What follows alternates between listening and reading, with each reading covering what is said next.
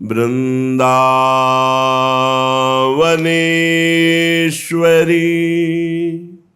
तवैव पदारविंदम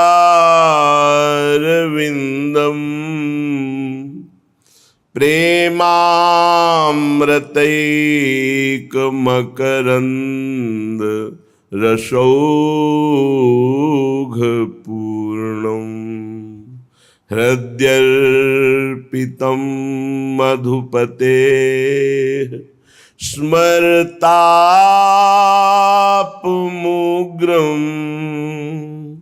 निर्वापयत् परमशीतल माश्रयामि परमशीतल माश्रयामि।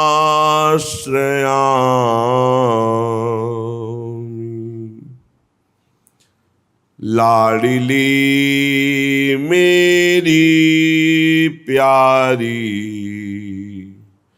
श्यामा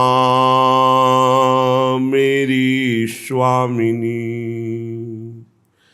लाड़ भरी मुस्कात लजीली झुकी देखत निज पाए, लालच भरे लाल के लोचन ललकी रहे तहाँ छाए।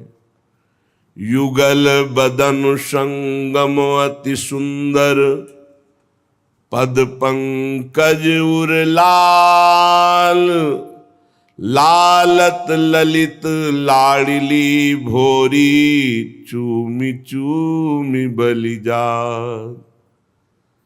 श्री लाडली जी के चरणों में महावर रचना हो रही थी। लाडली जी अंतर में लालजू के चिंतन में डूबी हुई थी। अचानक श्री चरणों का स्पर्श और रचना में चंचलता दिखाई दी, तो आंख खोल के देखा कौन है, तो स्वयं लालजू महाराज हैं। लाडली जू ने देखा स्वयं लालजू महाराज अपने कर कमल से लाडली जू के श्री चरणों में महावर रचना कर रहे हैं। कैसा ये एकांतिक अद्भुत सेवा सुख है। स्वयं परमात्म तत्व हैं लालजी महाराज, आनंद सिंधु हैं, पर प्रेमाधीनता इतनी प्रबल है, अपने ही प्रेम स्वरूप श्री लाडली जी के श्री चरणों में महावर रचना कर रहे हैं। बिहरत कुसुम पराग लगत जब पीत वसन लय झारत, लुठत मयूर चंद्रिका तिन तर अद्भुत छवि निहारत, जावक चित्र बनाई संवारत करम सफल तब मानत। लालजू महाराज अपने कर कमल को तभी सफल मानते हैं जब प्रेम समुद्र का सार स्वरूप श्री लाडली जी के श्रीअंग की कोई भी सेवा मिल जाए, बेणी गुंथन, दर्पण दर्शन कराना या महावर रचना करना, यहाँ तक कि चरण चापना, चापत चरण मोहन लाल, कुंवरी राधे पलंग पौढ़ी सुंदरी नौबाल। ये अनन्य दास्य रस को प्रकाशित करने के लिए आचार्य हैं, स्वयं करके दिखा रहे हैं। प्रेमाधीनता प्रभु में बहुत प्रबल है, अन्यत्र ऐसी प्रेमाधीनता नहीं पाई गई। यहां तक कि अपने दास की भी प्रेमाधीनता में दासता करने में आपको सकुच नहीं होता। अनंत ब्रह्मांडों के स्वामी है, अनंत शक्तियों के स्वामी है, शास्त्रों दिव्य भगवत पार्षद है, पर यह कभी नहीं सुना गया कि किसी प्रेमी महापुरुष की सेवा में श्री भगवान ने अपने पार्षद को लगा दिया। नहीं, आप स्वयं लगे। चाहे वो त्रिलोचन जी हो तो उनके यहाँ अंतर्यामी नाम धारण करके नौकर के रूप में प्रभु रहे। स्वयं जगन्नाथ जी महाराज नव किशोर अवस्था माधोदास बाबा की मल भरी लंगोटी धो रहे। शिखंडिया के रूप में एकनाथ जी के यहाँ कई वर्ष से स्वयं भगवान सेवा कर रहे। अर्जुन जी का रथ स्वयं भगवान हाँक रहे। कैसी प्रेम आधीनता हमारे प्रभु में है। यद्यपि सकल लोक चूड़ामणि, प्रीति का ऐसा स्वभाव कि दीन अपन पो माने, प्रीति की रीति रंगी लोई जाने। अनंत ब्रह्मांडों के अधिपति के पास क्या कमी। किसी एक शक्ति एक सेवा को पूर्ण कराने के लिए आदेश कर दे, सब हो जाए। लेकिन आप स्वयं पग चापूं और सेज बिछाऊं, नौकर बनूं हजाम, हाकू बैल बनो गडवारो, बिना तनख्वाह रथवान, यही तो मेरे मन में ठणी, भगत मेरे मुकुटमणि। फिर तो स्वामिनी जो प्रेम समुद्र का मूर्तिमान सार रूप है, सांद्रानंद घन प्रेम मूर्ति किशोरी। मुस्कुरा दिया किशोरी जी ने। प्रभु आपकी प्रेमाधीनता अद्भुत है। प्रभु चित्र रचना कर रहे, श्री चरणों में महावर लगा रहे हैं और कोकिला डाल पे बैठी हुई बोल रही राधा राधा राधा, फिर शांत हो जाती।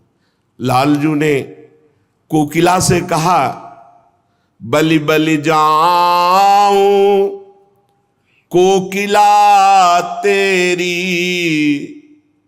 तू राधा राधा गावोरी, तू प्यारी प्यारी गावोरी, तू श्यामा श्यामा गाओरी। ऐ वृंदावन के प्रेम स्वरूप वृक्ष में विराजमान प्रेम स्वरूप कोकिला, ये जो प्रेम अमृत का पान करा रही श्रवणेन्द्री के द्वारा राधा राधा प्रिया प्रिया श्यामा श्यामा, तू शांत क्यों हो गई। गा मैं तेरी बलिहारी जाऊं, मेरो सोरंग रूप तिहारो, मोशो मन ही मिलावोरी। एक कोकिला तू भी श्याम और मैं भी श्याम, बस मेरे मन में तू मन मिला दे तो देख मेरा मन राधा रंग में रंगा हुआ है। तू भी राधा राधा गा रहे, इसलिए तेरी बलिहारी जाऊं। ध्यान दीजिए, प्रभु बलिहारी जा रहे हैं जिसके मुख से राधा राधा निकल रहा है। और सच्ची मानिए, राधा नाम उच्चारण करने वाले को हम संख्या की बात नहीं कहते। जितना जीवन बचा है, यदि आप प्रत्येक श्वास में राधा राधा राधा, तो वो पद प्राप्त होगा जो बड़ी बड़ी साधनाओं से नहीं प्राप्त होता। लालजू महाराज कह रहे, ये है जो नाम है मेरो जीवन, प्यासे श्रवण सिरावोरी, बलि बलि जाऊं कोकिला तेरी, राधा राधा गाओरी। ये राधा नाम मेरा जीवन है। लालजू कह रहे, जब कोई राधा बोलता है तो मेरे प्यासे कान उधर हो जाते हैं, मेरी दृष्टि उसके ऊपर हो जाती है। क्या दूं इसको। प्यारी जू का नाम सुनाया तो पहले तो रजिस्टर ही फाड़ देते हैं। अनंत जन्मों का लेखा जोखा जो चित्रगुप्त के द्वारा है वो सब खत्म कर देते हैं। अनुल्लिख्या अनंतान पितदपराधान मधुपतिर, फिर महाप्रेमाविष्ट तो परम देयम विमृशति। प्रेम में आविष्ट होकर सोचते राधा नाम के बदले में इसको क्या दूं। तो त्रिभुवन में राधा नाम के बदले में ये माया वाली वस्तुएं देने योग्य थोड़ी है। तो प्रभु स्वयं अधीन हो जाते हैं, भगवान प्रेमाधीन हो जाते हैं। और जो राधा राधा उच्चारण करता है उसका न संचित कर्म न क्रियमाण रखते हैं और प्रारब्ध भोगने की सामर्थ्य दे देते हैं। ये जो नाम है मेरो जीवन, प्यासे श्रवणो शिरावोरी, रंग में रंग बढ़ाओ हा हा, ये उमगी उमगी तुम गाओरी।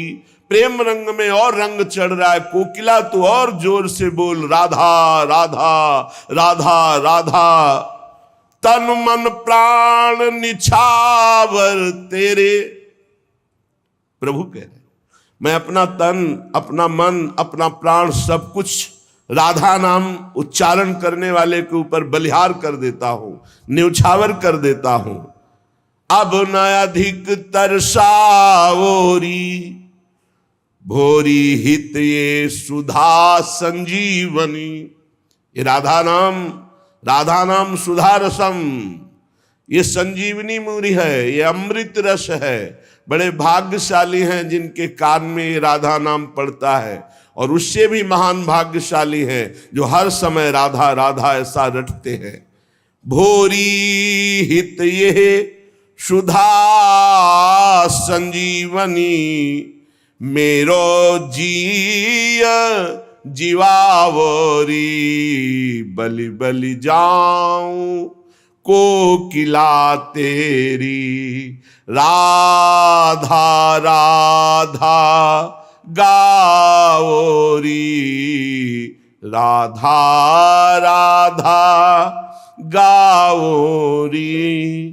भगवत नाम, भगवत धाम, भगवत लीला चरित्र और भगवत रूप एक भी पकड़ ले, कुछ चार में से एक ही पकड़ ले, वो परम पद का अधिकारी हो जाएगा। दृढ़ता पूर्वक पकड़े, अन्य आश्रय छोड़कर। धामवास, नाम रटन, रूप ध्यान, लीला श्रवण गायन।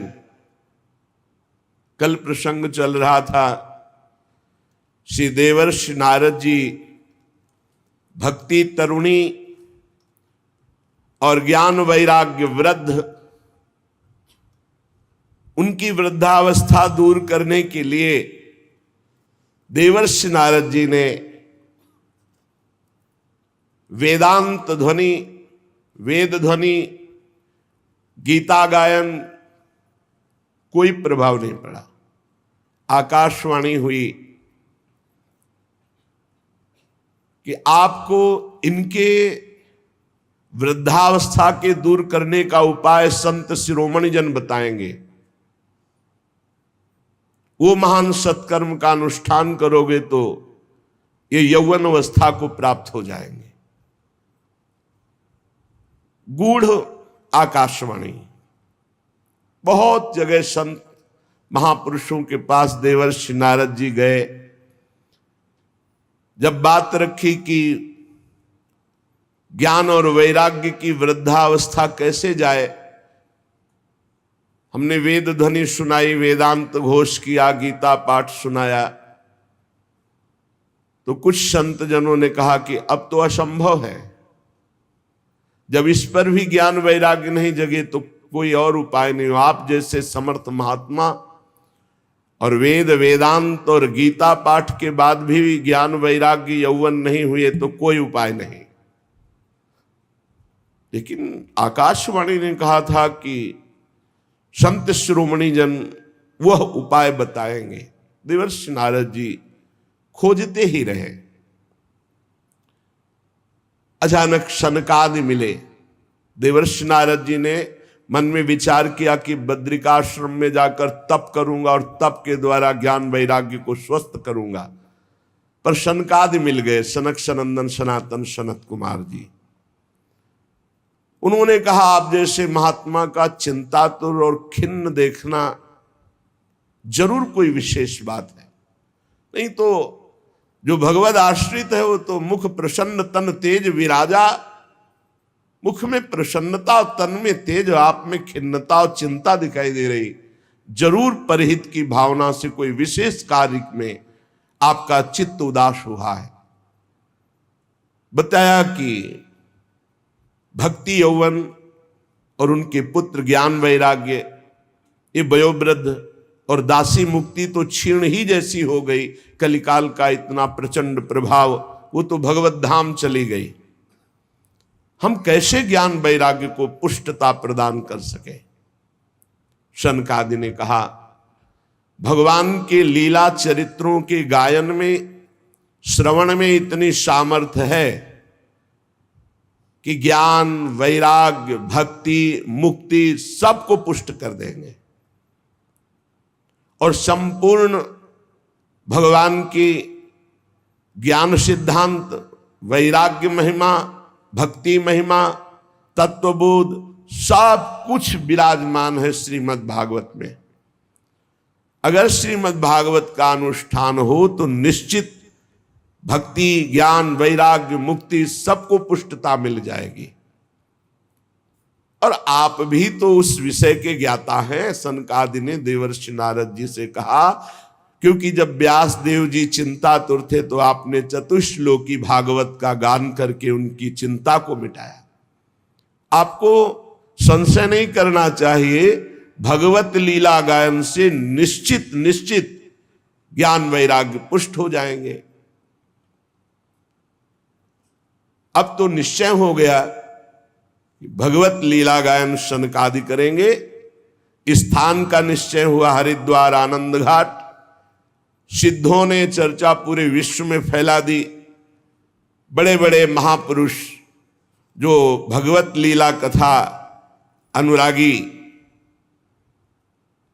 जैसे भगवान भृगु जी, वशिष्ठ जी, च्यवन जी, गौतम जी, मेधातिथि, देवल, देवरात, परशुराम, विश्वामित्र, शाकल, मार्कंडे, दत्तात्रेय, पिप्पलाद, योगेश्वर भगवान श्री कृष्ण, द्वैपायन, व्यास, पाराशर, छायासुख, जाजली, जन्हू, ये बड़े बड़े ब्रह्म ऋषि शनकादि कथा कह रहे हैं हरिद्वार में आनंद घाट पर होगी। ये सब उपस्थित हुए। साक्षात वेद, उपनिषद, मंत्र, तंत्र, 17 पुराण, 6 शास्त्र ये रूप धारण करके वहां विराजमान हुए। संपूर्ण गंगा आदि नदियां देवी रूप धारण करके, सरोवर, कुरुक्षेत्र, समस्त दिशाओं में जितने भी ऋषि मुनि सब वहां आकर के विराजमान हुए। श्री कृष्ण परायण सनक सनंदन सनातन सनत कुमार चारों को दिव्य आसन में उच्च आसन पर विराजमान किया गया। समस्त श्रोताओं ने सनकादि की वंदना की। श्रोताओं में सबसे आगे वैष्णव जनों को बैठाला गया, फिर विरक्त, फिर सन्यासी, फिर ब्रह्मचारी, फिर और भी ऋषिगण। एक और देवता, एक और वेद उपनिषद शास्त्र मूर्तिमान होकर, एक और गंगा आदि देवियां, फिर उनके पीछे आगंतुक भक्तजन, जो भी स्त्री पुरुष भगवत कथा के लोभी जन थे, वो वहां आकर विराजमान हुए। बड़ी जोर से शंखध्वनि हुई, जय जयकार, नमस्कार। देवता लोग विमानों में चढ़कर पुष्पों की वर्षा किए। जे भी शनकादि ने भगवत लीला चरित्र प्रारंभ किया, ते ही सबके देखते देखते वहीं बीच में ही भक्ति, ज्ञान, वैराग्य बड़े तेजस्वी होकर के विराजमान हुए। इसमें 18,000 श्लोक हैं, 12 स्कंद हैं। परमहंस श्री सुखदेव जी इसके प्रवक्ता हैं। प्रधान श्रोता राजा परीक्षित जी हैं। जब अनंत जन्मों के पुण्यों का योग बनता है तो संसार चक्र से भटकते हुए जीव को सत्संग मिलता है, और जब वो सत्संग में भगवत चर्चा सुनता है तो निश्चित इसी जन्म में उसे भगवत प्राप्ति हो जाती है। बड़े भाग पाइब सत्संगा, बिनहि प्रयास हुई भवभंगा। बहुत से शास्त्र हैं, बहुत से पुराण हैं, बहुत से मार्ग हैं। कहां तक चलोगे? किस किस मार्ग में चलोगे? जीवन बहुत थोड़ा है, शाम तक जिए कि ना जिए कोई भरोसा नहीं। इसलिए भगवान का नाम और भगवान के लीला चरित्र, इनको पकड़ लो। गोस्वामी तुलसीदास जी ने कहा जितनी साधना है सब जीरो है, अंक है भगवान का नाम। अगर नाम नहीं है तो जीरो जीरो रखते जाओ, उसका ज्यादा कोई महत्व नहीं बनता। और अंक लिख दो 1, फिर जीरो तो 10, फिर एक जीरो तो 100, फिर एक जीरो तो 1000, फिर एक जीरो तो 10,000, हर शून्य का महत्व बढ़ता चला जाएगा। ऐसे ही अंक है नाम। नाम जप करते हुए जो साधना बने बढ़िया, और कोई साधना न बने तो चिंता की बात नहीं। नाम जप और लीला चरित्र गायन श्रवण निश्चित भगवत प्राप्ति।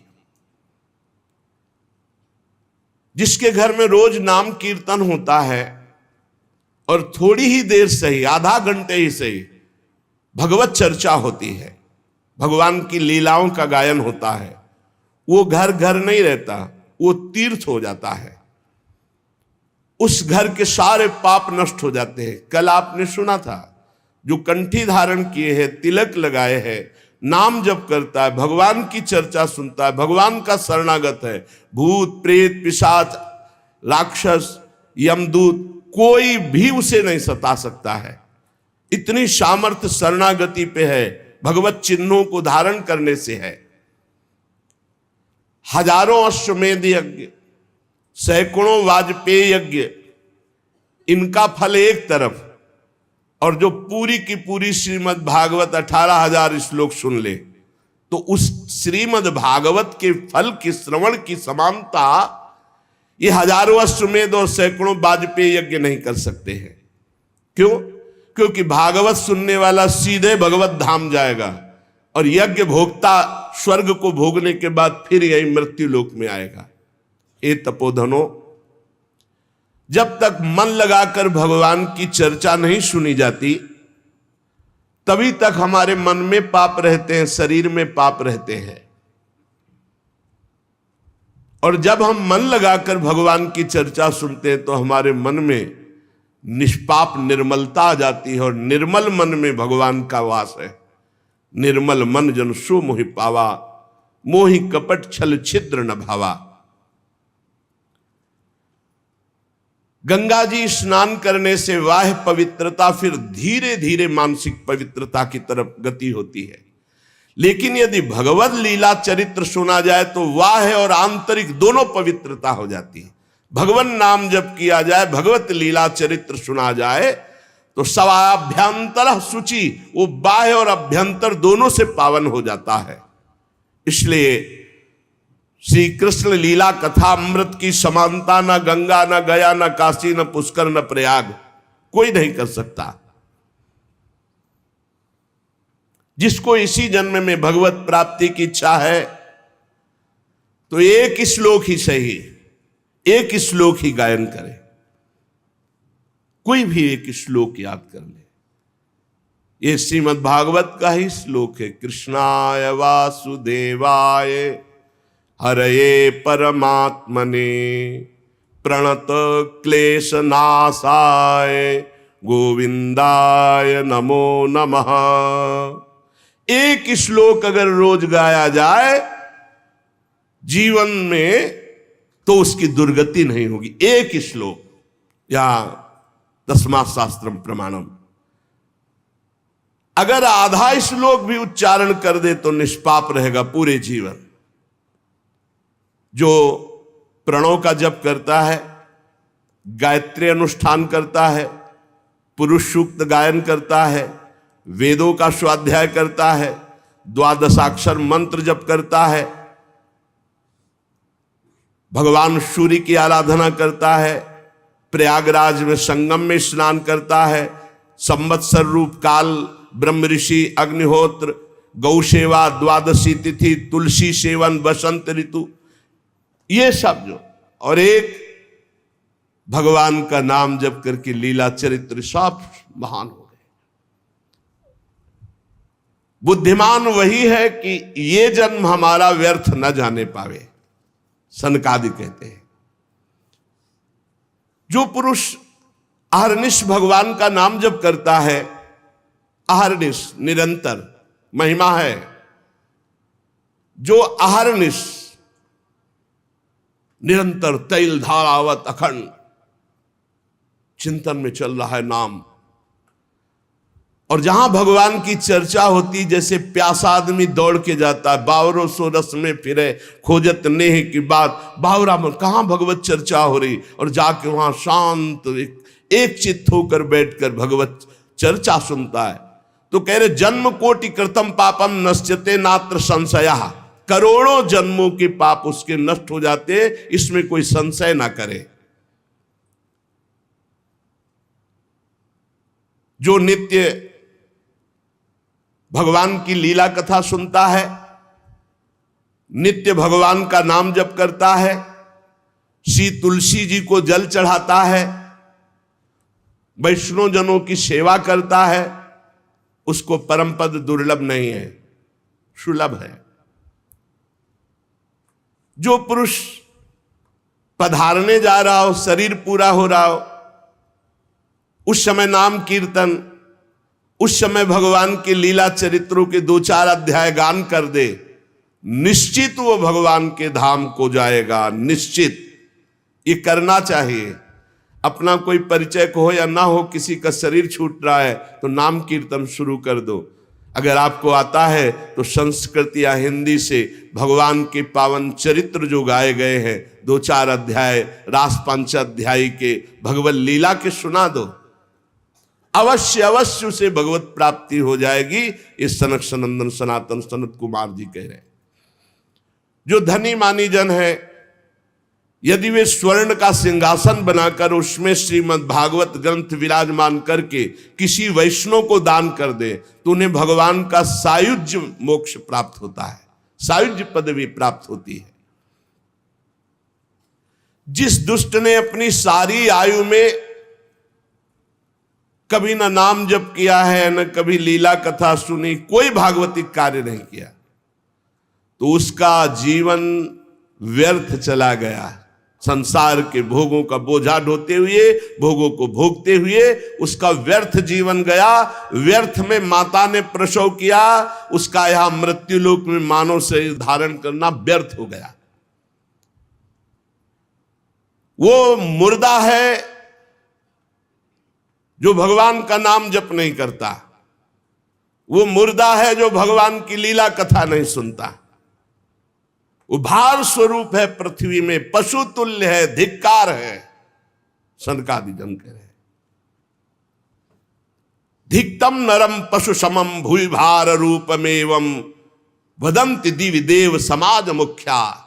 संत समाज, देव समाज ऐसों का त्याग कर देते, धिक्कार कर देते हैं, जो न नाम जप करते हैं, न भगवत आचरण करते हैं, न भगवत लीला कथा सुनते हैं। संसार में सब कुछ सुलभ हो सकता है, पर संत समागम बहुत कठिन है। संत समागम, भगवत प्रेमी महात्मा का मिलना, महत्संगस्तु सुदुर्लभ हो। करोड़ों जन्मों के जब पुण्य एकत्रित होते हैं, तब भगवत प्रेमी महात्मा का सानिध्य और उनके श्रीमुख से सिद्धांत और भगवत चर्चा सुनने को मिलती है। नारद जी, आप बड़े ही महान योग निधि महात्मा है, क्योंकि आपने जगत कल्याण के लिए ज्ञान वैराग्य को पुष्ट करने के लिए प्रयत्न किया। भगवत मार्ग में भगवत लीला कथा श्रवण रसास्वादन करने के लिए झूठ बोलना त्यागना आवश्यक है। अगर झूठ बोलेगा तो भगवत लीला कथा का स्वाद नहीं मिलेगा। कम से कम अब लो नशानी अब ना नशे हो, अब तक हुआ, अब तो सही बोलना शुरू कर दें। क्या भय है? झूठ क्यों बोलते हैं? बड़ा मन मलिन कर देता है झूठ, और लोग बड़ी सफाई से झूठ बोलते हैं। कभी चूक से झूठ हो जाए तो हो जाए, तो उसे क्षमा किया जाता है। जानबूझकर 100 का 100% झूठ। दूसरा, व्यभिचार। झूठ बोलना और व्यभिचार करने वाला, चाहे वो कथा कहे या कथा सुने, उसे स्वाद नहीं आएगा। इसलिए सनकादि कह रहे सत्य भाषण और ब्रह्मचर्य पालन, इससे बहुत जल्दी कथा का लाभ मिलता है। असत्य भाषण बोलने वाला व्यभिचार दोषी चाहे कथा कहे चाहे कथा सुने, उसे लाभ नहीं मिलेगा। कलयुग में बहुत कठिन है बहुत समय तक सत्य भाषण का नियम लेकर और ब्रह्मचर्य का नियम लेकर निर्वाह करना। इसलिए महापुरुषों ने इस कार्य को अगर अनुष्ठान रूप में लिया जाए तो सप्ताह श्रवण विधि रखी कि 7 दिन नियम लेकर के सत्य भाषण, ब्रह्मचर्य पालन, निरंतर नाम जप और 7 दिन में 18,000 श्लोक सुन जाओ तो बड़े से बड़े महापाप का नाश करके वो भगवत प्राप्ति करा देगा। कलयुग में मन असंयमित रहेगा, शरीर में रोगों की बाहुल्यता रहेगी, आयु बहुत थोड़ी रहेगी, और भी अनेक प्रकार के झूठ बोलना, व्यभिचार करना, छल कपट, निंदा करना, ये सब दोष कलयुग में। जो फल तपस्या, योग और समाधि से भी प्राप्त नहीं हो सकता वो भगवान की लीला कथा अमृत सुनने से प्राप्त हो जाता है। शनकादि ने महिमा वर्णन की। शौनक जी ने पूछा, सूत जी ये तो आपने बड़े आश्चर्य की बात कही, इस श्रीमद् भागवत में ब्रह्मा जी के भी आदि कारण प्रभु श्री हरि का निरूपण किया गया है, परंतु ये मोक्ष की प्राप्ति में ज्ञानादि सभी साधनों से बढ़कर के है, ऐसा सनकादि जी ने कहा। सूत जी ने कहा, शौनक जी इसका एक गुप्त रहस्य है। जब भगवान श्री कृष्ण इस धराधाम को छोड़कर अपने परम धाम को जाने लगे तब उनके मुखारविंद से एकादश स्कंद का ज्ञानोपदेश सुनकर के उद्धव जी ने पूछा। उद्धव जी ने कहा, गोविंद अब तो मुझे दिखाई दे रहा है कि आप अपना कार्य पूर्ण करके परम धाम को पधारना चाहते हैं। मुझे मेरी चिंता नहीं है, मैं तो आपके जूठन के प्रभाव से, नाम जप के प्रभाव से, आपके उपदेश के प्रभाव से परम पद की चिंता नहीं करता। एक चिंता मेरे हृदय में है, घोर कलिकाल आपके जाते ही आ जाएगा, अपना प्रभाव दिखा देगा। इसमें दुष्टों की बाहुल्यता होगी, संतों का संसर्ग मिलना बड़ा कठिन हो जाएगा। यहां जो मिलेंगे भी तो छल कपट और उग्र प्रकृति के, इसलिए पृथ्वी बड़ी दूषित हो जाएगी। कमल नयन, आप जा रहे हैं, फिर यहां कल्याण कैसे होगा, सबका मंगल कैसे होगा? साधुओं पर आपका बहुत प्रेम है, इसलिए हमारी प्रार्थना है कि यहां से आप मत जाइए। भगवान आपका ही एक निराकार रूप है, आप ही चिदानंद रूप है, आपने हम भक्तों के लिए रूप धारण किया, इसलिए आप मत जाइए। आपके जाते ही कलयुग इतना तांडव फैला देगा, सब पापाचरण में रत होने लगेंगे। इसलिए प्रभु हम मेरी प्रार्थना पर विचार कीजिए। प्रभास क्षेत्र में उद्धव जी के वचन सुनकर भगवान ने उद्धव जी की बात पर विचार किया और भगवान अंतर्ध्यान हुए और श्रीमद् भागवत में विराजमान हो गए। भागवत में देखते देखते उद्धव जी के श्रीमद् भागवत के अक्षरों में प्रवेश कर गए और आवाज हुई कि आज से श्रीमद् भागवत को मेरा साक्षात वांग्मय स्वरूप समझो। मैं अपनी संपूर्ण ज्ञान वैराग भक्ति शक्तियों के साथ श्रीमद् भागवत के अक्षरों में विराजमान हूं। इसलिए ये श्रीमद् भागवत साक्षात कृष्णमयी है, कृष्ण मूर्ति है। जो भागवत का दर्शन करेगा, भागवत को सुनेगा, उसके समस्त पाप नष्ट हो जाएंगे और निश्चित वो भगवत प्राप्ति करेगा। कलयुग में तो अन्य साधनों को बहुत बुरी तरह मलिनता में भर दिया कलयुग ने। इस कलिकाल में कोई ऐसा धर्म नहीं बचा जिसे कलयुग ने ग्रस्त ना लिया हो, और कोई ऐसा मनुष्य नहीं बचा जो दुख, दरिद्रता, दुर्भाग्य, चिंता, शोक इनमें डूब न रहा हो। दुख, दरिद्रता, दुर्भाग्य, चिंता, शोक डूब न रहा हो। कोई ऐसा नहीं दिखाई दे रहा जो काम क्रोध पर विजय प्राप्त कर सके। तो इस भगवान की माया से पीछा छुड़ाना बड़ा कठिन है। इसीलिए भगवान अपनी संपूर्ण शक्ति के साथ श्रीमद् भागवत में विराजमान हो गए। जो भगवान की चर्चा सुनेगा निश्चित माया मुक्त हो जाएगा। सूत जी कहते, शौनक जी, जिस समय सनकादि मुनीश्वर इस प्रकार भगवत चर्चा की महिमा बखान रहे थे, उसी समय तरुणावस्था को प्राप्त ज्ञान और वैराग्य और भक्ति ही श्रुतौ तौ तरुणौ गृहीत्वा प्रेमैक रूपा सहसा विरासीत। श्री कृष्ण गोविंद हरे मुरारे नाथेति नामानि मुहुर्वदन्ति। सभा के बीच में ज्ञान, भक्ति, वैराग्य प्रकट हो गए और जोर जोर से गाने लगे। अपने लोग भी 2-4 बार गाते हैं। ओ श्री कृष्ण गोविंद हरे मुरारे, हे नाथ नारायण वासुदेव।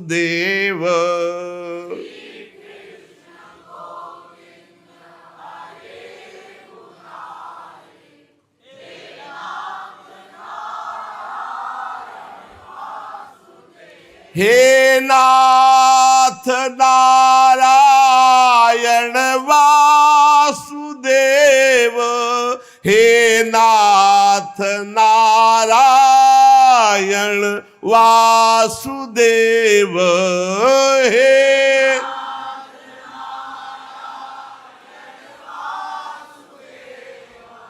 हे नाथ नारायण सुदेव।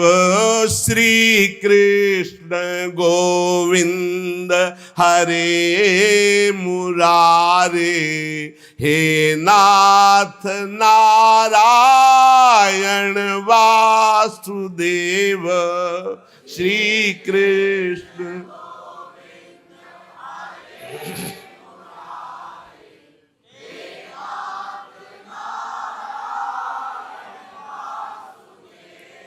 सभी सभासदों ने देखा परम सुंदरी दिव्य तेजोमयी प्रेम लक्षणा भक्ति भागवत के अर्थों का आभूषण पहने हुए।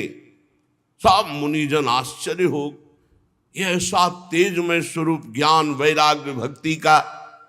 तब सनकादि ने कहा, आश्चर्य मत करो, ये भक्ति देवी अभी अभी श्रीमद् भागवत की महिमा से प्रकाशित होकर के तरुण अवस्था को प्राप्त ज्ञान वैराग्य के साथ प्रकट हुई है। अपने पुत्रों सहित विनम्र होकर के भक्ति जी ने सनत कुमार जी से कहा। भक्ति बोली, मैं तो कलयुग में नष्ट प्राय हो गई, पर आपने भगवान की लीला कथा अमृत से मुझे पुष्ट कर दिया। अब आप आदेश कीजिए, मैं कहां रहूं। ये सुनकर सनकादि ने कहा, जो भगवान का नाम जप करते हैं, भगवान के आश्रित हैं, भगवान की लीला कथा सुनते हैं, तुम भगवान का दर्शन कराने वाली हो, भगवान का प्रेम प्रदान करने वाली हो, आवागमन को जड़ से नष्ट करने वाली हो, इसलिए तुम सदैव भगवान के प्रेमी भक्तों के हृदय में वास करो। जो नाम प्रेमी, रूप प्रेमी, लीला प्रेमी, धाम प्रेमी, सदैव तुम उनके हृदय में वास करो। ज्ञान, वैराग्य और भक्ति।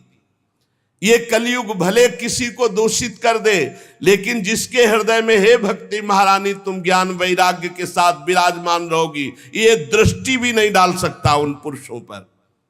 उन उपासकों पर दृष्टि भी नहीं डाल सकता जिसके हृदय में भक्ति महारानी ज्ञान वैराग्य के साथ विराजमान है। कहां विराजमान? जो नाम जापक है, लीला चरित्र गायन श्रवण करता है, भगवद आश्रित है, उसके हृदय में सनक सनंदन सनातन सनत कुमार जी ने कहा कि आप ज्ञान वैराग्य सहित भक्ति विराजमान हो।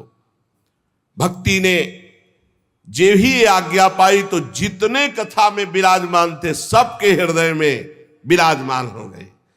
सकल भुवन मध्य निर्धनास्ते पिधन्या निवसति हृदये साम श्री हरेर भक्ति रेखा हरिरपि निज लोकम सर्वथा तो विहाय प्रविशति हृदय साम भक्ति सूत्रोपनद्धा। इस जगत में भले धनवान वो नहीं है, लेकिन उनके हृदय में भगवान की भक्ति विराजमान है। तो सकल भुवन मध्य निर्धनास्ते पिधन्या, धन नहीं है पर भक्ति विराजमान है, तो बोले तीनों लोकों में वो सबसे बड़ा धन्यवाद का पात्र बन गया, क्योंकि भक्ति की डोरी से खींचकर भगवान परम धाम छोड़कर उसके हृदय में प्रकाशित हो जाएंगे। भूलोक में भगवत प्राप्ति का साक्षात उपाय बिना परिश्रम के, बिना श्रम के परम पद पहुंच जाना, ये भगवत लीला चरित्र गायन श्रवण बैठा ले दिमाग में। खूब लीला चरित्र गायन श्रवण, निश्चित भगवत प्राप्ति। जिस समय भक्ति महारानी नृत्य कर रही, ज्ञान वैराग्य नृत्य कर रहे, पूरे सभा में श्री कृष्ण गोविंद हरे मुरारे हे नाथ नारायण वासुदेव, ये कीर्तन हो रहा। उसी समय अथ वैष्णव चित्तेषु दृष्ट्वा भक्ति मलौकिकी निज लोकम परित्यज्य भगवान भक्त वत्सलः बनमाली घनश्याम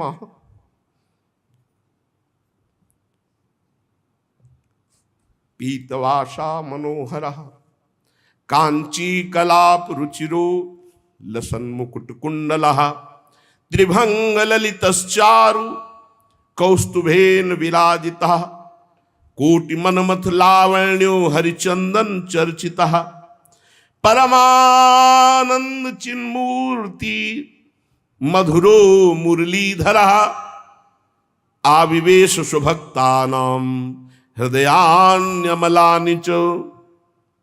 उसी समय देखा कि सबके बीच में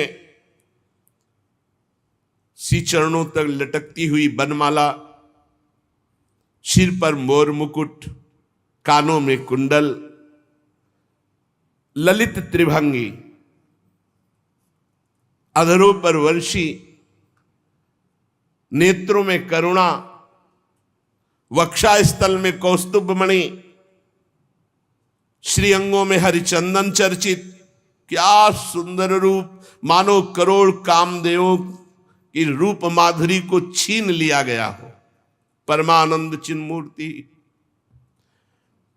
मधुराति मधुर मुरलीधर भगवान श्री कृष्ण सबके बीच में प्रकट हो गए। सब सभा खड़ी हो गई, शनकादि भी खड़े हो गए। आसपास ज्ञान वैराग्य भक्ति नृत्य कर रहे, बीच में प्राणाधार प्रभु श्री कृष्ण ललित त्रिभंगी मुरली मनोहर मोर मुकुट धारण किए। अभी तक जो गुप्त रूप से दिव्य सिद्ध थे वो भी प्रकाशित हो गए।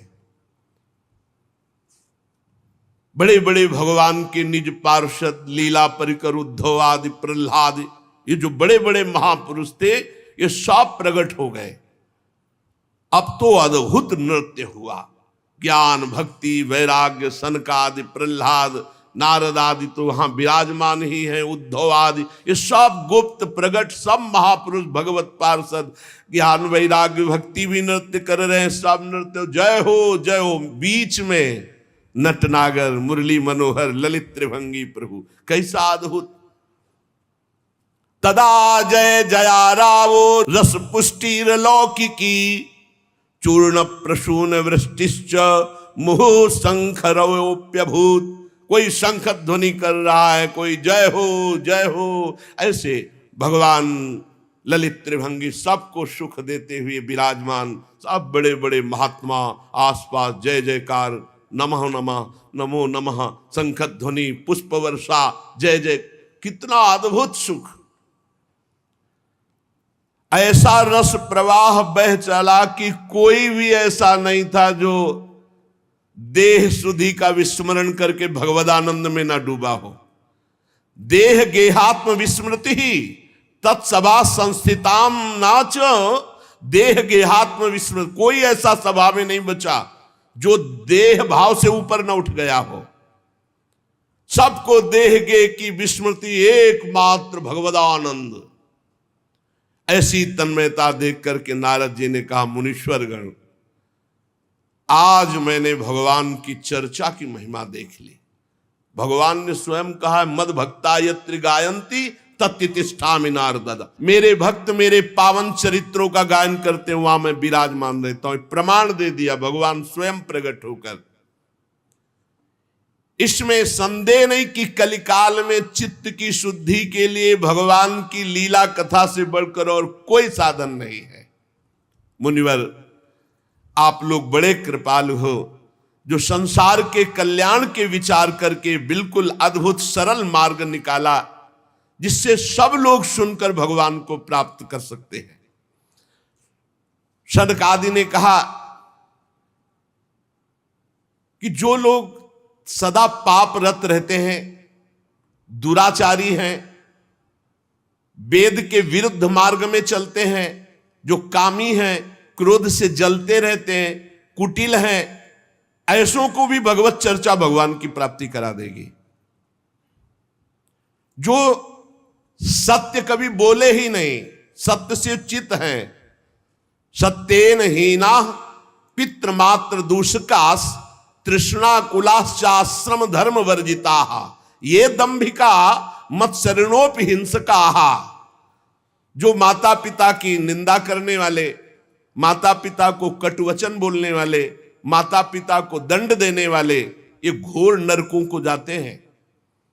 लेकिन ऐसा भी पुरुष जो तृष्णा का मारा, आश्रम धर्म का त्यागी, दंभी, दूसरों की उन्नति देखकर कुढ़ने वाला, सदैव दूसरों को कटुवचन दुख देने वाला, ऐसे लोग सब नरक जाते हैं। पर ऐसे लोगों को भी यदि भगवत चर्चा सुना दी जाए तो उनका कल्याण हो जाएगा। ये 5 महापाप हैं, इनको नष्ट करना बहुत कठिन होता है। पंचोग्र पापास छलछद्म कारिणः क्रूरा पिशाचा इव निर्दयाश्चये। कौन से महापाप? सबसे पहला शराब पीना। ये पंचोग्र पापास, ये निश्चित नरक जाते हैं। शास्त्र हमारा निषेध करता है।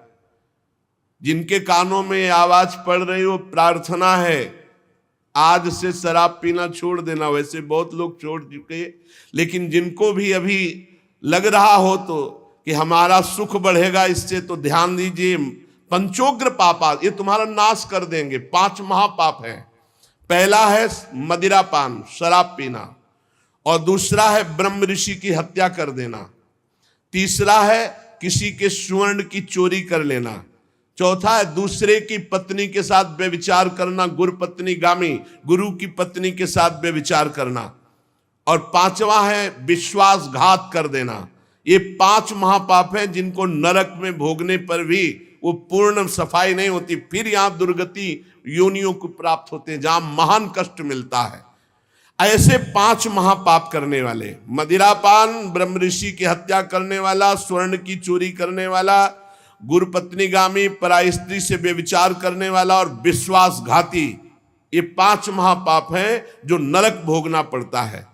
छल छद्म परायण क्रूर पिशाचों के समान निर्दयी, जो ब्रह्म ऋषियों के धन को छीन करके पुष्ट होते हैं, ऐसे व्यभिचारी, ऐसे लोगों को भी यदि भगवान की चर्चा सुनने को मिल जाए तो पावन हो सकते हैं। इनको भी भगवान की लीला कथामृत सुनने को मिल जाए, किसी कारण से इनको जबरदस्ती प्यार से दुलार से रिश्ते संबंध के बल से कैसे भी इन्हें सत्संग में ले आया जाए, इन्हों भगवत चर्चा सुनाई जाए, तो निश्चित इनकी बुद्धि परिवर्तित होगी, इनका कल्याण हो जाएगा। जो दुष्ट आग्रह पूर्वक मनवाणी शरीर से पाप करता है, दूसरे के भोजन से शरीर पुष्ट करता है, मलिन हृदय वाला, अगर ऐसों को भी भगवत चर्चा सुनाई जाए तो ये भी भगवत प्राप्ति के मार्ग में चल देंगे। नारद जी घोर पापी को भी भगवत प्राप्ति कराने में समर्थ है भगवत चर्चा। नारद जी ने कहा इसका कोई उदाहरण दिया जाए तो ज्यादा समझ में आ जाए, तो उनका हम तुम्हें एक प्राचीन इतिहास सुनाते हैं। पूर्व काल में तुंगभद्रा नदी के तट पर एक अनुपम नगर बसा हुआ था। उसमें सभी वर्णों के लोग अपने अपने धर्माचरण करते, सत्य में तत्पर रहते थे। उस नगर में समस्त वेदों का ज्ञाता, श्रौत स्मार्त कर्मों में निपुण एक ब्राह्मण रहते थे जिनका नाम था आत्मदेव। तेज तो ऐसा था मानो दूसरे सूर्य भगवान ही हो। ब्राह्मण तेजस्वी, वैदज्ञ, सत्कर्म अनुष्ठान करने वाला, और कभी उसके दरवाजे से कोई भिक्षुक वापस नहीं लौटा। इतना उदार हृदय वाला, देगा ही कुछ न कुछ। पर पूर्व प्रारब्ध के अनुसार उनकी जो पत्नी थी उनका नाम था धुंधुली। पति का नाम आत्मदेव और पत्नी का नाम धुंधुली था। सुंदरी थी, कुलीन थी, पर लड़ाकू स्वभाव था, अपनी बात पे अड़ जाना। अब वो बड़े ज्ञानी थे, वेदज्ञ, वेद के ज्ञाता, इसलिए वो शांत रहते थे, लड़ाई घर में नहीं होती। वो लड़ने वाली ही बात करती थी, पर वो शांत रहते थे।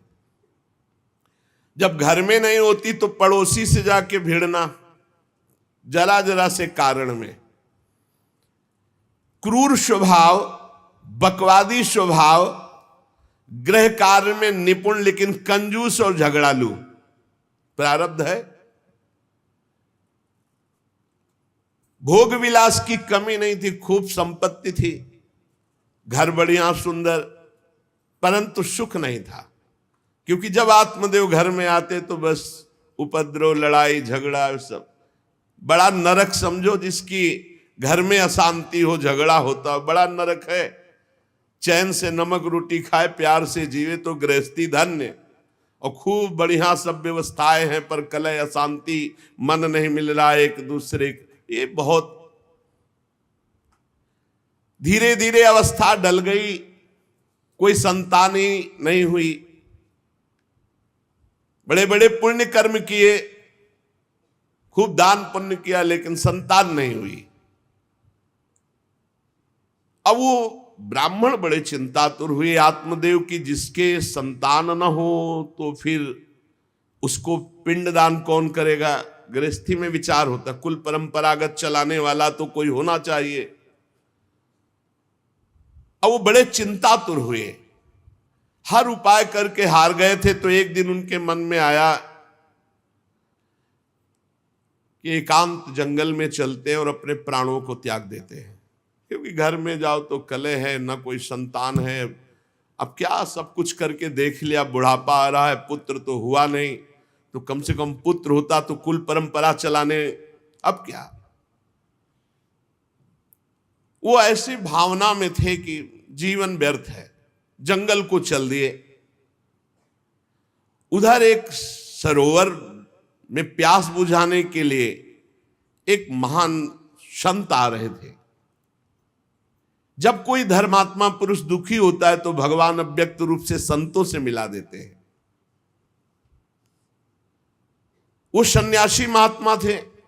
ब्राह्मण देखा कि वो जब जल पी चुके तो जाकर साष्टांग दंडवत किया, शास्त्रों का ज्ञान था, हाथ जोड़कर खड़े हो गए।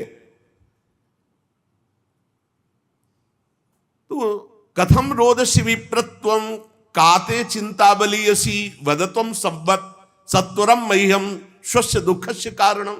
ये लंबी लंबी सांसें खींच रहे हो, उदास खड़े हो, दुखी दिखाई दे रहे हो।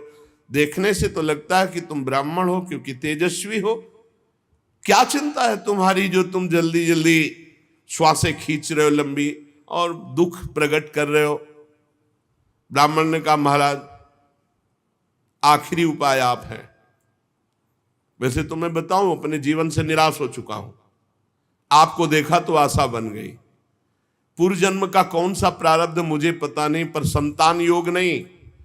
अब मेरे पितर गरम गरम आंसू चिंता जनित छोड़ रहे हैं, क्योंकि पिंडदान करने वाला हमारे कुल में कोई नहीं रहा, संतानें नहीं उत्पन्न हुई। बहुत दुखी हो गया हूं, सही बताऊं मैं आम प्राण त्यागने आया हूं जंगल में। मेरा मन मुझे धिक्कारता है कि तुम्हारा सब कुछ बेकार जब संतान नहीं। और यहां तक कि मैं जिस गाय को पालता हूं वो भी बछड़ा नहीं देती, वो भी बांझ हो जाती है। यहां तक कि जो पेड़ लगाता हूं उसमें भी फूल फल नहीं आते। कितना मैं दुर्भागी हूं, बड़ा भागा हूं। अब मैं अपने प्राण त्यागने आया हूं। और फूट फूट कर रोने लगे। संत का हृदय बड़ा करुणामय होता है। संत चाहे तो नवीन प्रारब्ध तत्काल रच सकते हैं, क्योंकि भगवान के भजन में अपार सामर्थ्य है। उन्होंने अपनी दिव्य दृष्टि से देखा होगा, आत्मदेव ब्राह्मण पुत्र का मोह तो छोड़ दो, आप विवेक का आश्रय लो, भजन करो। मैं तुम्हारी रेखा को देख रहा हूं, एक जन्म नहीं 7 जन्म तक कोई संतान है ही नहीं। देखो संतान के पीछे मत पड़ो। राजा सगर, महाराज अंग, बड़े बड़े संतान में बहुत दुख भोगे हैं। अब तुम भजन करो, जंगल में निकल आए, भजन करो, संतान की आशा छोड़ो। ब्राह्मण ने कहा कि मुझे उपदेश नहीं, ये उपदेश नहीं, सब पढ़ा हूं, मुझे पुत्र चाहिए, पुत्र देव, नहीं मैं आपके सामने अभी प्राण त्यागता हूं, मुझे पुत्र चाहिए। ब्राह्मण का ऐसा आग्रह देख करके सन्यासी जी ने कहा कि देखो विधाता के लेख को कोई मिटा नहीं सकता, चित्रकेतु का चरित्र पढ़ के देख लेना। दैव जिसके उद्योग को कुचल देता है वो सफल नहीं होता। तुम्हें पुत्र सुख नहीं है। उन्होंने कहा फिर हम कह रहे हैं बस अब पुत्र का आशीर्वाद दे ही दो, नहीं तो प्राण त्याग देंगे आपके सामने। सन्यासी जी ने देखा है तुम मानने ही वाले नहीं, तो उन्होंने योग बल से एक फल प्रकट किया, तपोबल से, और कहा लो योग तो नहीं तुम्हारे पुत्र का, पर मैं ये फल देता हूं, अपनी पत्नी को खिला देना, इससे बड़ा ज्ञानी महात्मा पुत्र पैदा होगा। तुम्हारी स्त्री 1 साल तक सत्य, शौच, दया, दान, ब्रह्मचर्य का पालन करे, एक टाइम अन्न खाए, तो और ये फल पाने के बाद 1 वर्ष के बाद ऐसा महापुरुष प्रकट होगा जो तुम्हारा कल्याण भी कर देगा, तुम्हारे पितरों का भी उद्धार कर देगा। वो योगीराज सन्यासी फल दिए।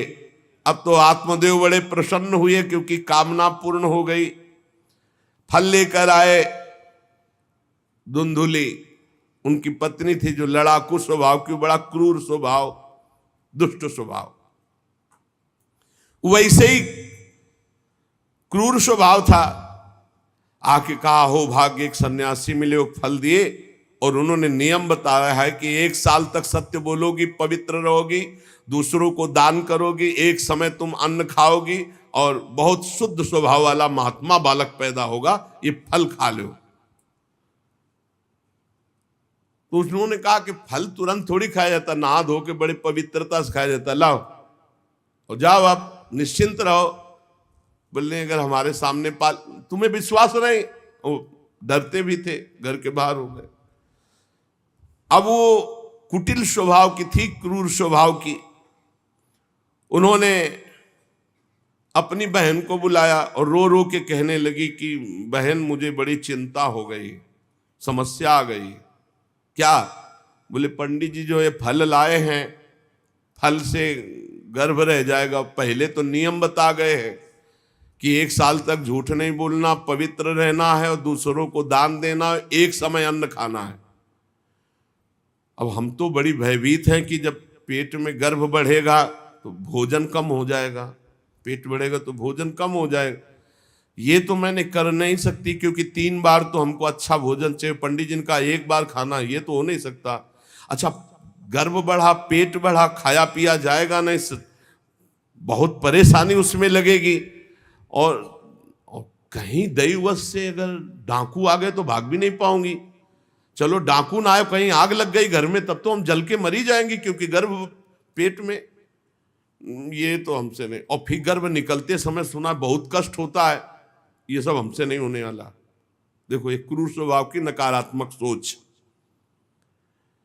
और कहीं प्रसव काल में गर्भ टेढ़ा हो गया तो हम तो मरी जाएंगे, ये तो हमसे नहीं होगा। और अगर गर्भ हमारा बड़ा होने लगा और घर में ननद आ गई तो सब माल मता समेटती रहेगी, हम तो कुछ लड़ ही नहीं पाएंगे, क्योंकि लड़ने लायक नहीं रहेंगी। ये सब विचार करके उसका, ये सब हमसे नहीं होने वाला। तो उनकी बहन ने कहा, सोच क्यों करती हो? ठीक इसी समय हमें अनुभव हुआ है 2-4 दिन में, इसी महीने में, कि हमारे पेट में है, तुम हमारे पति को धन दे देना और गर्भवती का नाटक करो, और जब हमारे बच्चा होगा हम तुम्हारे यहाँ पहुंचा देंगे, और हम अपने यहाँ शोरगुल कर देंगे कि बच्चा मर गया, कौन देखने आता है, और पति को पैसा दे देना।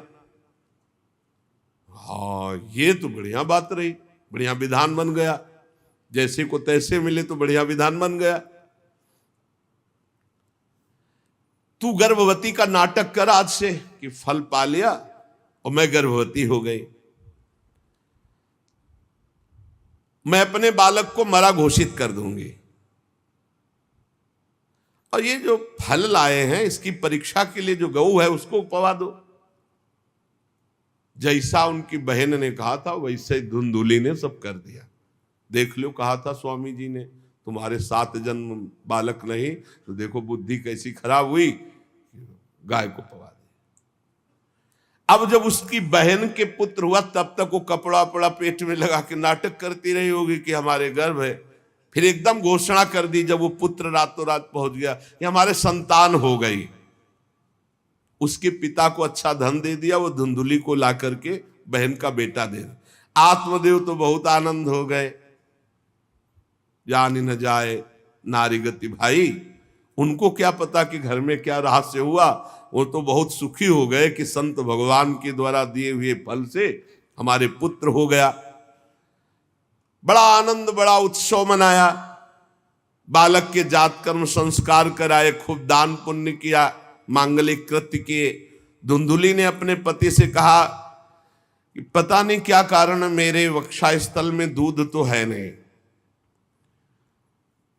और अभी नया बालक है, बिना मां के दूध के जीवित नहीं रहेगा, तो हमारी बहन के बालक हुआ था पधार गया है, उसको बुला ले क्या? अरे उन्होंने कहा बिल्कुल बुलाओ, हम और पैसे देंगे, स्वागत करेंगे, हमारा बच्चा पुष्ट होना चाहिए।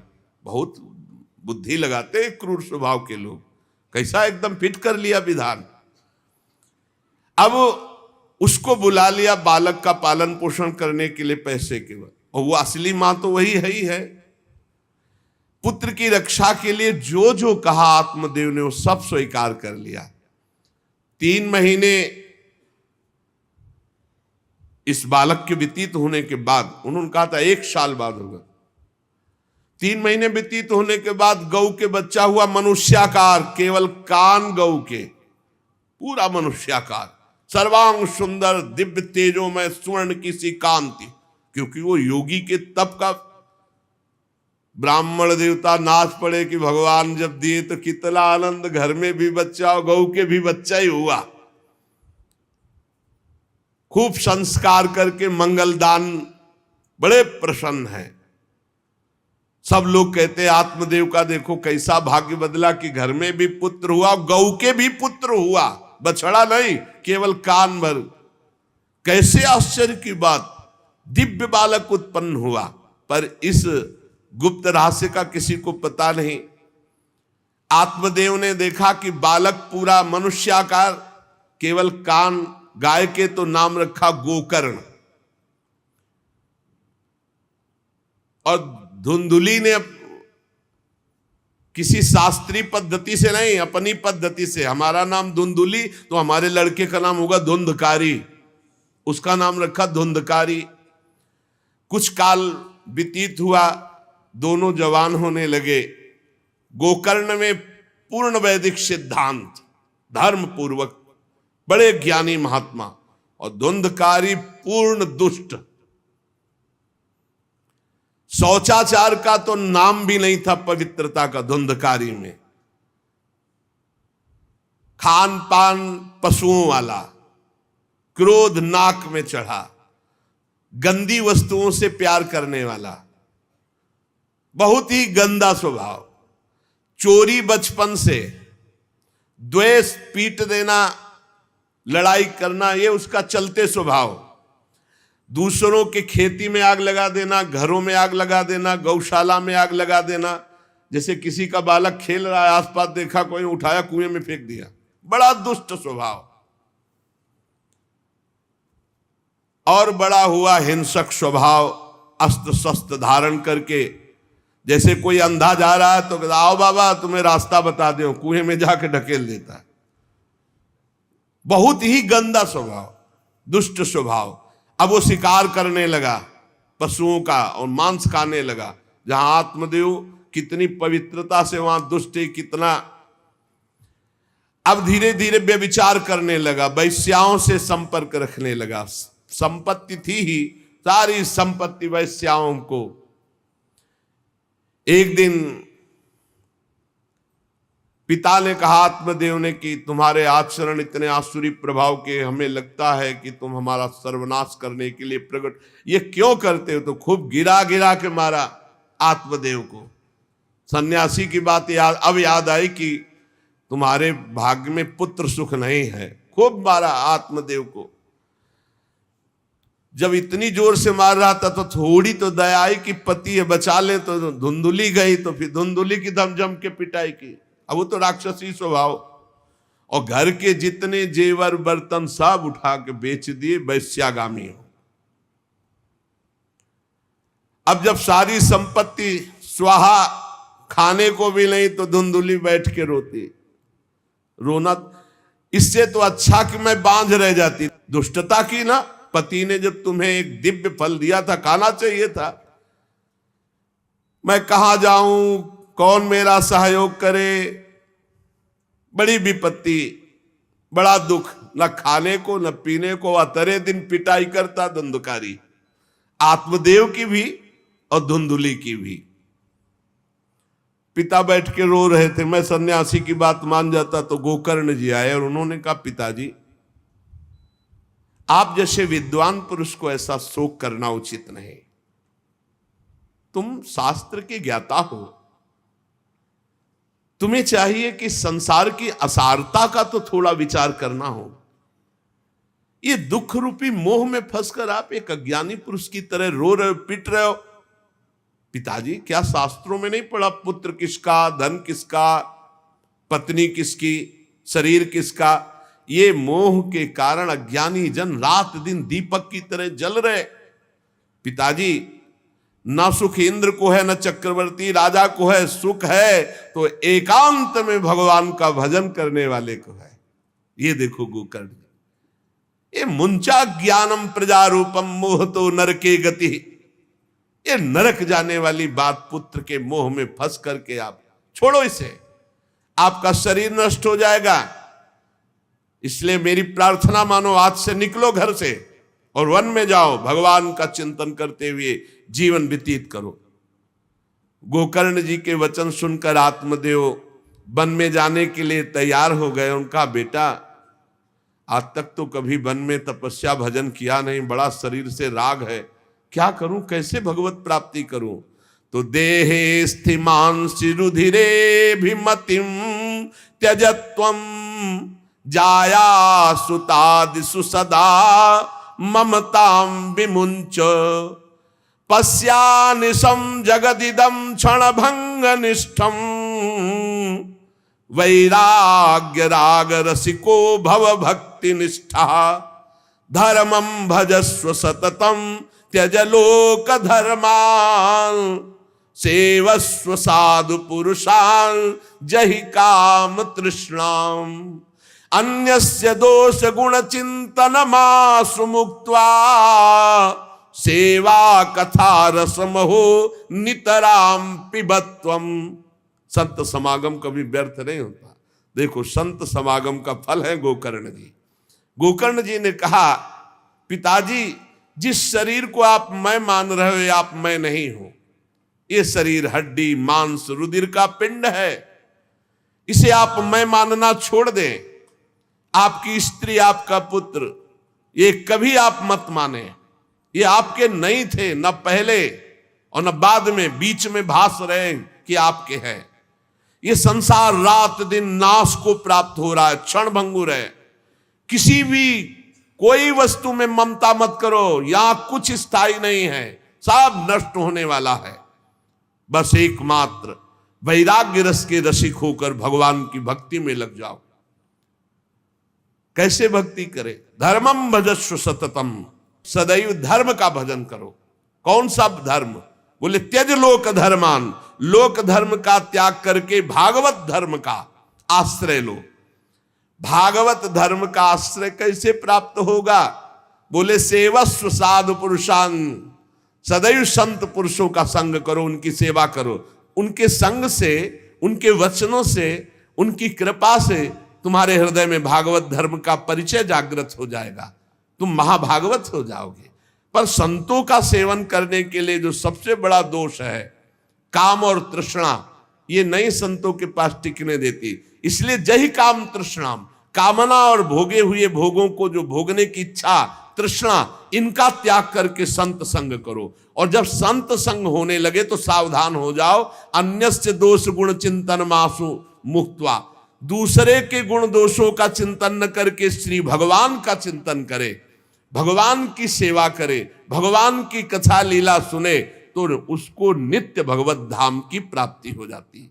हे पिताजी, शरीर से मैंपन छोड़ दीजिए और शरीर संबंधियों से मेरापन छोड़ दीजिए और भागवत धर्म का आश्रय लेकर संत समागम कीजिए। सदैव संतों की सेवा, भगवत सेवा, नाम जप, लीला कथा, श्रवण गायन, इसी से भगवत प्राप्ति हो जाएगी।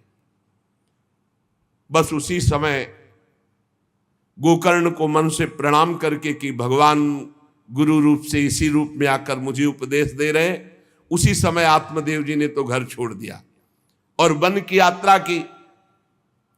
60 वर्ष की आयु हो चुकी थी, पर ज्ञान था शास्त्रों का। बड़ी निष्ठा से अपनी बुद्धि को समेटा संसार से और रात दिन भगवान के चिंतन में लगा दिया। भगवान के चिंतन और भागवत के 10वें स्कंद का रोज पाठ, पूरा जो भागवत का 10वां स्कंद श्री कृष्ण लीला चरित्र से भरा हुआ है, पूरा पाठ और निरंतर नाम जप, इसके प्रभाव से श्री कृष्ण चंद्र की प्राप्ति हुई गोकर्ण जी के उपदेश से आत्मदेव की। अब जब पिता वन को चले गए तो और छूट, वैसे मानता तो था ही नहीं, पर और छूट हो गई। अब धुंधकारी ने उठाई लाठी डंडा, जो धुंधुली की डट के पिटाई की और कहा, बता धन कहाँ है? अब जितना धन था तो सब ले गए। फिर जलती हुई लकड़ी, लुकाठी, उससे बता धन कहाँ है? किसी तरह वो छूट पाई तो भागते हुए जाकर कुएं में गिरकर अपने शरीर को नष्ट कर दिया कि रोज की पिटाई से अच्छा एक बार दुर्गति को प्राप्त हुई। धुंधुली दुर्गति को प्राप्त हुई, पति आत्मदेव श्री कृष्ण चंद्र को प्राप्त हुई। योगनिष्ठ गोकर्ण जी ने जब देखा कि धुंधकारी का आतंक बढ़ रहा है तो उन्होंने छोड़ दिया। जो ज्ञानी पुरुष होते प्रपंच नहीं स्वीकार करते, उनको कोई सुख दुख इससे नहीं, उदासीन भाव से तीर्थ यात्रा को निकल गए। धुंधकारी ने 5 वैश्याओं को अपने संग में रखा, सब नौजवान वैश्याएं। अब उनके लिए पशुओं का मांस चोरी करके उनकी मनोकामनाएं पूरी करना। बुद्धि भ्रष्ट थी, आचरण भ्रष्ट थे, क्रूर कर्मा। एक दिन उन वैश्याओं ने कहा कि हमको तो हार नहीं पहनाया आज तक, कामना होती है। अब 5 को हार लाने के लिए तो बहुत रुपया चाहिए, मौत की भी उसको कोई भय नहीं रह गई थी। वो जिसको देखता काट करके जो मिलता धन एकत्रित करके 5 के लिए सुंदर आभूषण हार। अब हिंसा में उतरा जो, तो उसके लिए क्या। स्त्रियों ने सोचा कि नित्य नवीन चोरी करता है, आज हमने हार के लिए कहा तो 5 के लिए व्यवस्था कर दिया, पकड़ा जाएगा। जब ये पकड़ा जाएगा तो राजा इसे फांसी देंगे, तो हमको भी 5 को फांसी मिलेगी। मरना तो है ही है ना इसे। 5 ने विचार किया मरना तो है ही, राजा फांसी देगा तो हम ही फांसी दे देती, तो कम से कम हम तो बच जाएंगी। बुरे कर्म का बुरा ही परिणाम होता है, कुछ भी कोई कर ले। धुंधुली कुएं में शरीर त्याग करके दुर्गति को प्राप्त हुई।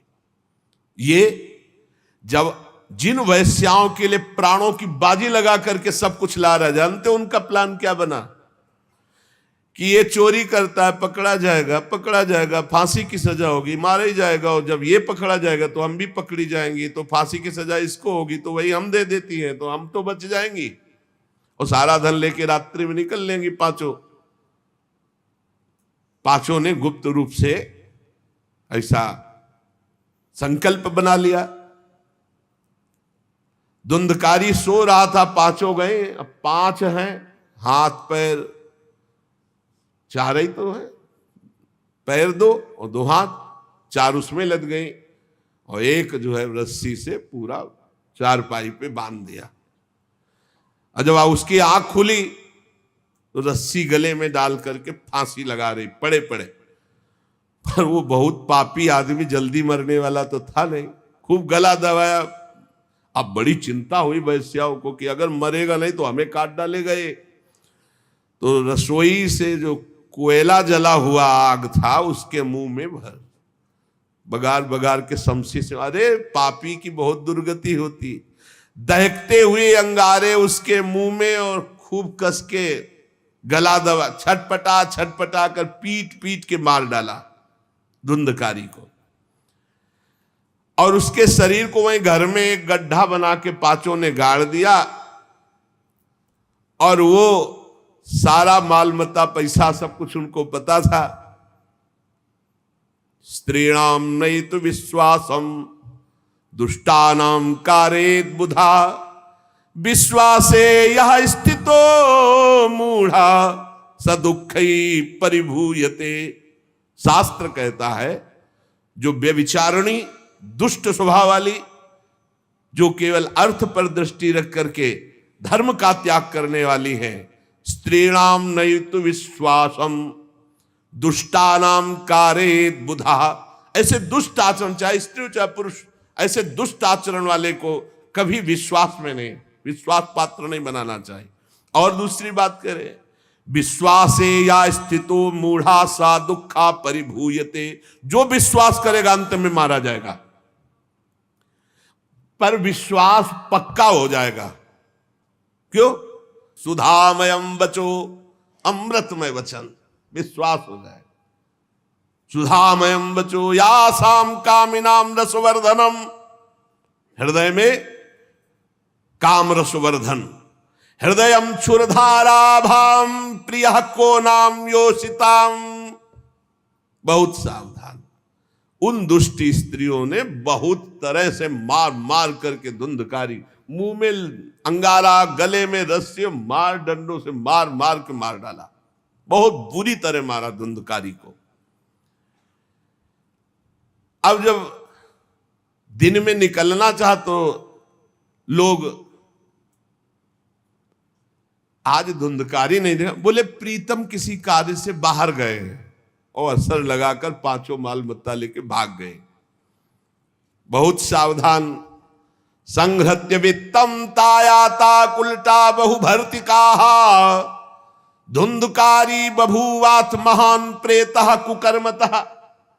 जो कई पुरुषों से सहवास करती हैं या कई स्त्रियों से जो सहवास करता है, ऐसा अपवित्र हो जाता है कि उसके छूने मात्र से पुण्य नष्ट हो जाते हैं। फिर तो उनके संग से ही रह रहा था, उसे वैश्या उसे ही कहते हैं।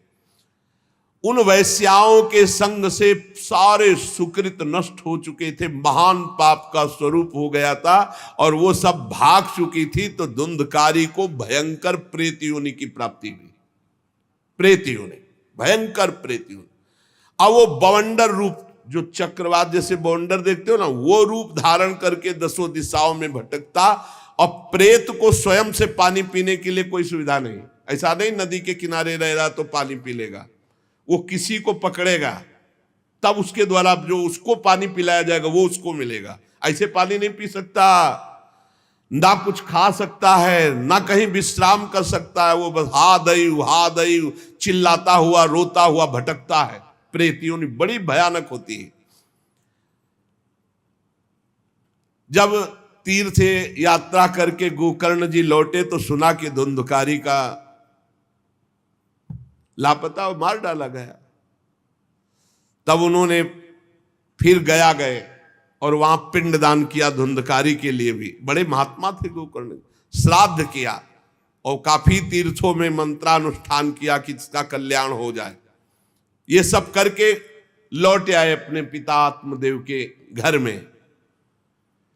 रात्रि में कोई देख ना पावे इसलिए सीधे अपने घर में गए और शयन किया। और वहीं गड़ा था धुंधकारी, प्रेत आत्मा बन के वो मड़रा रहा था। वही प्रेत आत्मा ऐसे को नहीं छूती जो भगवान का भजन करते। देखो अब जे धुंधकारी ने देखा कि गोकर्ण आए हैं तो उसको तसल्ली हुई कि महात्मा हमारा कल्याण कर देगा। और वो प्रकट हुआ, भेड़ा बना। धुंधकारी पहले भेड़ बना बड़ा, और ऐसे गोकर्ण जी ने देखा कि दरवाजा तो बंद था, भेड़ कहां से आ सकता है। तुरंत भैंसा बन गया, तुरंत इंद्र रूप धारण कर लिया, भयावा प्रिय, ऐसे कई रूप बदल। तब उन्होंने कहा ये विपरीत अवस्था, इसका मतलब ये प्रेत है। क्योंकि ऐसी विपरीत निंदनीय और बंदनीय दोनों रूप धारण कर रहा है, दुर्गति को प्राप्त हुआ प्रेत आत्मा है। वो डरने वाले तो थे नहीं, ज्ञानी महात्मा थे। गोकर्ण ने कहा कस्तो मुग्र तरो रात्रौ कुतो यातो दशामिमाम किंवा प्रेता पिशाचो वा राक्षसो शीत संसना। कौन है तू? प्रेत है, पिशाच है, राक्षस है, क्या है ये? क्या नाटक कर रहा है? कभी भेड़ बनता, कभी भैंसा बनता, कभी इंद्र बनता, कभी ये रूप। कौन है तू? ये अधोगति को प्राप्त कैसे हुआ तू? गोकर्ण जी डरे नहीं। अगर सच्चा महात्मा न हो तब तो भयभीत हो जाए। गोकर्ण जी सच्चे महात्मा है। अब वो चिल्ला चिल्ला के केवल रो रहा, एक शब्द भी नहीं बोल पा रहा। तो गोकर्ण जी समझ गए अधिक पाप होने के कारण ये बोल नहीं सकता।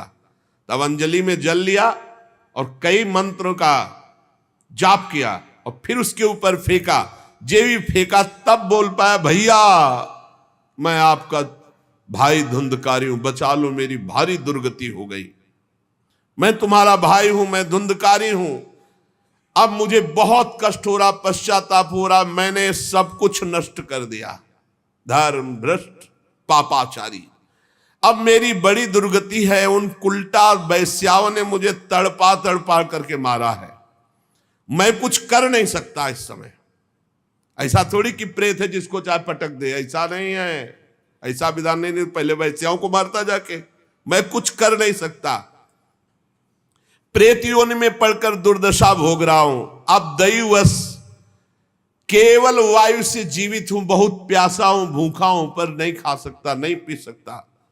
आप दया समुद्र भैया मेरा उद्धार करो।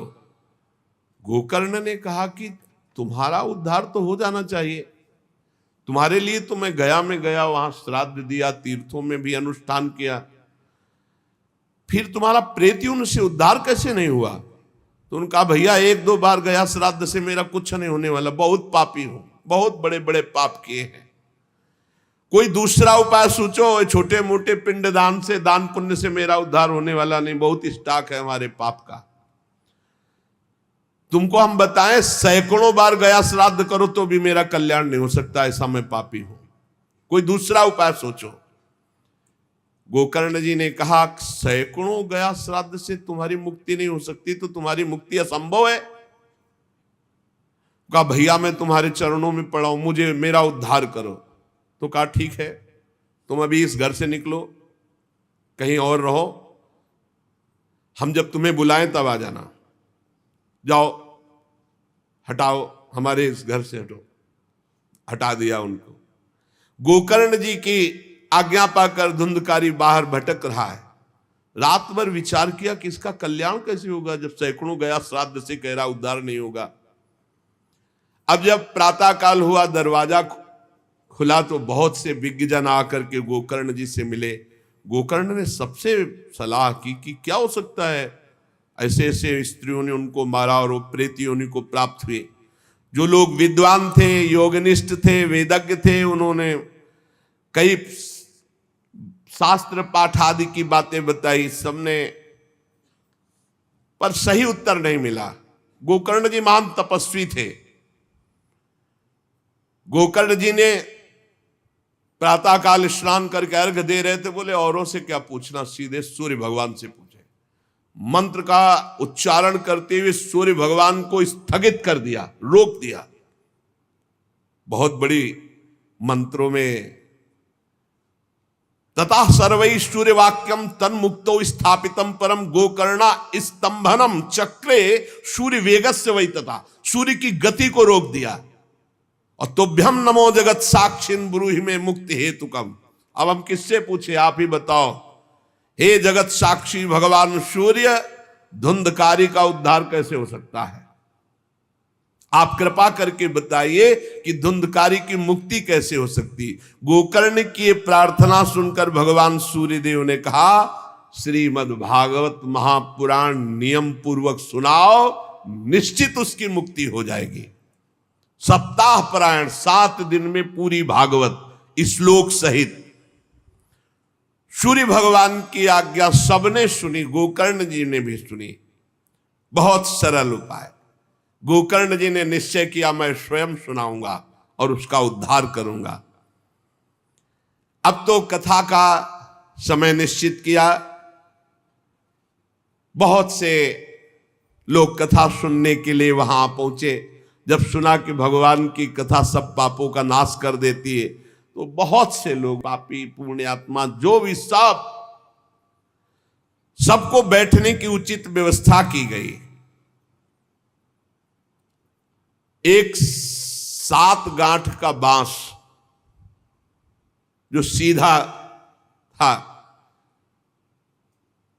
आवाहन किया धुंधकारी का और कहा इस पे बैठ जा, तू भी कथा सुन। तो सीधे 7 गांठ के बांस पर धुंधकारी जाकर के बैठ गया, छिद्र में वायु रूप होकर, क्योंकि बाहर कहीं स्थित नहीं रह सकता, चलायमान तो बैठना है। गोकर्ण जी ने एक वैष्णव को मुख्य श्रोता बनाया और प्रथम स्कंद से स्पष्ट स्वर में कथा सुनानी प्रारंभ की, श्लोक और अर्थ। सायंकाल को विश्राम दिया तो एक बड़ी विचित्र बात हुई। सभासदों के देखते देखते एक बांस में तड़ तड़ की आवाज हुई, एक गांठ फट गई।